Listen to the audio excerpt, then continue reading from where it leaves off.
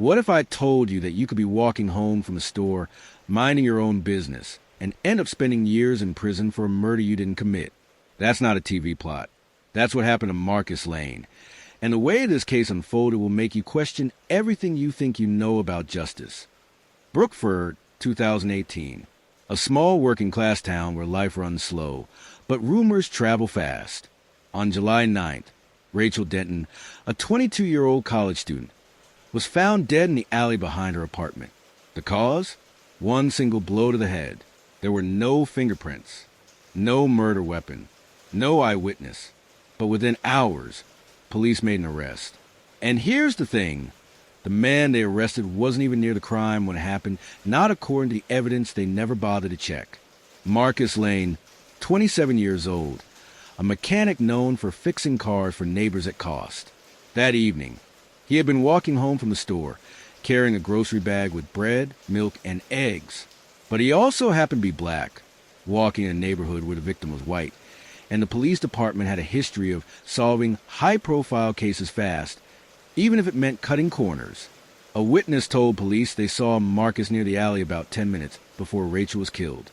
That's all it took. The local news jumped on the story. They didn't show Marcus in his work uniform or smiling with his nieces. They showed his mugshot. They showed Rachel's graduation photo. And without saying it directly, they painted him as dangerous. His so-called criminal history? Traffic tickets and a resisting arrest charge that had been dropped. But to the public, those headlines said enough. When the trial came in November, Marcus barely recognized the case being presented. His overworked public defender had 147 other clients and had met with Marcus only twice before the trial began. The jury never saw the most important piece of evidence, surveillance footage from a gas station 2 blocks away. It showed another man, tall, wearing a dark hoodie, heading toward the alley minutes before Rachel was killed. Why didn't they see it? Because it was deemed irrelevant by investigators. The jury took just 3 hours to decide. Marcus Lane guilty, life without parole. Marcus's mother collapsed when she heard the verdict. His sister screamed in the courtroom, but no one listened. For 832 days, Marcus lived in a concrete box for a crime he didn't commit. He missed holidays. He missed birthdays. He missed the final days of his mother's life. Then, 2 years later, a crack appeared in the case. In another state, police arrested a man for a brutal assault that looked almost identical to Rachel Denton's murder. When they ran his DNA, it matched what had been found under Rachel's fingernails.